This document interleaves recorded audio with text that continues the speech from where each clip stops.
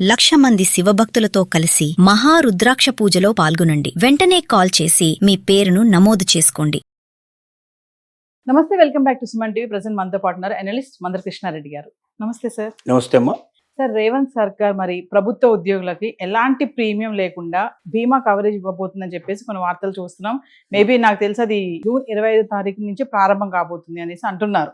మరి ఒక్కసారి ఏంటి సార్ ఉచితంగా ప్రీమియం ఏంటి అంటే, అది కూడా గవర్నమెంట్ ఎంప్లాయీస్? ప్రభుత్వ ఉద్యోగులకి ప్రమాదవశాత్తు చనిపోయిన, సహజ మరణం చెందిన కొంత మొత్తంలో డబ్బు వాళ్ళకు వస్తే ఆ కుటుంబానికి ఆదుకునే అవకాశం ఉంటుంది. అలాగే రిటైర్మెంట్ అయిన వాళ్ళకు కూడా ఎంప్లాయీస్ లోపల రిటైర్మెంట్ అయినంత మాత్రంలో అతనికి కుటుంబం ఉండే అవకాశం ఉంటుంది, బాధ్యతలు కూడా ఉండే అవకాశం ఉంటుంది. ఒకప్పుడు ఏంటంటే చిన్న వయసులో పెళ్లిళ్ళు చేసేవాళ్ళు, రిటైర్మెంట్ అయినాటికి కుటుంబ బాధ్యతలు మొత్తం తీరిపోయాయి. వానప్రస్థానికి వెళ్ళిపోయినట్టుగా ఏదో వాళ్ళ జీవితం వాళ్ళు గడిపేవాళ్ళు, పిల్లల జీవితం పిల్లలు గడిపేవాళ్ళు. ఎవరి మీద ఎవరు బాధ్యతలు ఉండేవి కావు. ఇవాళ 30 ఏళ్ళకు 35 ఏళ్ళకు కూడా పెళ్లిళ్ళు అయ్యే అవకాశాలు కనబట్టలేదు. అంటే వాడు ఏ 35లోనో 40లో పెళ్లి చేసుకుంటే వాళ్ళు తిరిగి వాళ్ళ పిల్లలు పుడితే బాధ్యతలన్నీ పెరుగుతూ ఉంటాయి. రెండోది మనవాళ్ళతో అటాచ్మెంట్ చాలా ఎక్కువగా ఉంటుంది. కాబట్టి ఈ రకంగా వృద్ధాప్యంలో కూడా కొన్ని బాధ్యతలు, పెళ్లిళ్ళు కాకుండా కొంతమందికి లేట్ మ్యారేజెస్, లేకపోతే ఆల్రెడీ భర్త భార్య చనిపోయేటువంటి పరిస్థితి అంటే చాలా రకాల సంగతులు జరుగుతున్నాయి. ఏదేమైనప్పటికీ ఒక ప్రభుత్వ ఉద్యోగి నిశ్చింతగా తన ఉద్యోగాన్ని చేసుకుంటూ ఇతర ఆదాయాల కోసం ప్రయత్నం చేయకుండా నిజాయితీగా నీతిగా ఉండడానికి, రేపేమిటి నా భవిష్యత్తు, నేను సడన్గా చనిపోతే నా కుటుంబానికి ఏమొస్తుంది అన్న ఒక భావన లేకుండా ప్రభుత్వం డబ్బు తామే చెల్లించి ఒక్క పైసా ఎంప్లాయీస్ మీద భారం పడకుండా 60 లక్షల నుంచి 1,20,00,000 దాకా, 2 కోట్ల దాకా కూడా కొన్ని సందర్భాల్లో వచ్చేటట్టుగా ఏర్పాటు చేయడం జరిగింది. ఉదాహరణకి విమాన ప్రమాదంలో ఎవరైనా చనిపోయినట్టయితే 2 కోట్లు వస్తాయి. అంటే విమాన ప్రమాణంలో జరిగినప్పుడు విమానం సంబంధించిన వాళ్ళు కూడా ఇస్తారు డబ్బులు. అది కాకుండా ప్రభుత్వం నుంచి ఇచ్చేది 2 కోట్లు ఉండే అవకాశం ఉంటుంది. మరి 60 లక్షల నుంచి 2 కోట్ల దాకా ఎందుకు ఇలాగ వేరియేషన్ అయిందంటే, బ్యాంకు నుంచి బ్యాంకు బట్టి కూడా, అంటే ఆ బ్యాంకులో ఎన్ని ఖాతాలు ఓపెన్ చేశారు ప్రభుత్వం అనే దాని మీద కూడా, అంటే ఎక్కువ ఖాతాలు ఓపెన్ చేసిన దగ్గర తక్కువ పడుతుంది ప్రీమియం, ఎక్కువ మొత్తంలో వాళ్ళకి జమ అయ్యే అవకాశం. తక్కువ ఖాతాలు ఉండే దగ్గర ఎక్కువ ప్రీమియం ఉంటుంది, వాళ్ళకి తక్కువ జమ అయ్యే అవకాశాలు ఉంటాయి. వీటన్నిటి దృష్టిలో పెట్టుకుని చేశారు. ముందుగా ఏమనుకున్నారంటే ఓన్లీ ప్రభుత్వ ఉద్యోగులకు మాత్రమే దీన్ని పరిమితం చేయాలని ప్రభుత్వం అనుకుంది.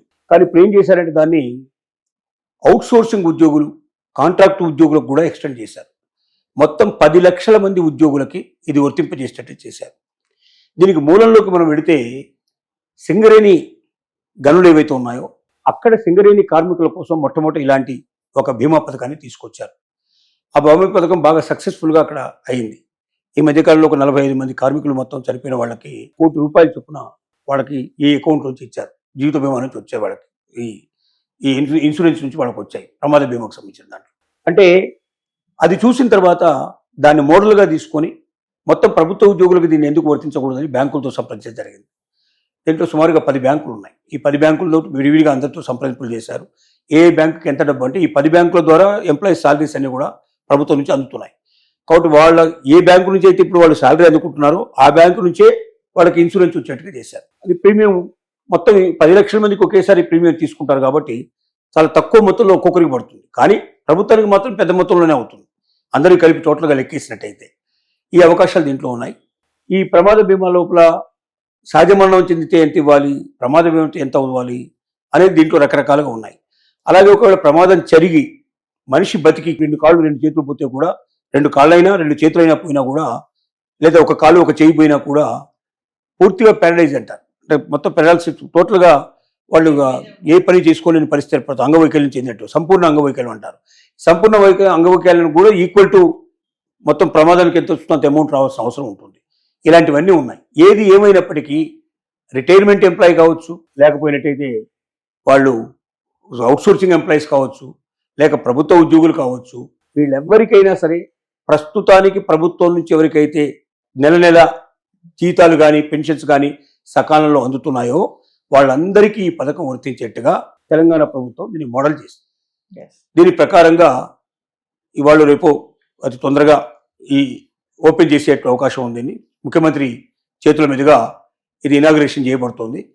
దీనికి మొత్తం రాష్ట్రంలో ఉండేటువంటి ఎంప్లాయీస్ ఫెడరేషన్స్ ఏవైతే ఉన్నాయో, ఎంప్లాయీస్ యొక్క అసోసియేషన్స్ పెద్దలు ఎవరు ఉన్నారో, జిల్లాల నుంచి మండలాల నుంచి కూడా తరలి రావాలని చెప్పి కూడా తెలంగాణ ప్రభుత్వం ఆల్రెడీ విజ్ఞప్తి చేయడం జరిగింది. ఇది చాలా భారీ ఎత్తున రవీంద్ర భారతి లోపల ఈ ప్రోగ్రామ్ని అరేంజ్ చేయడం జరిగింది. ఎస్ ఈ ప్రోగ్రాంలో ఇనాగ్రేషన్ అయిపోతుంది. ఒకసారి ఇనాగ్రేషన్ అయిపోయిన తర్వాత ఇది వర్తిస్తుంది.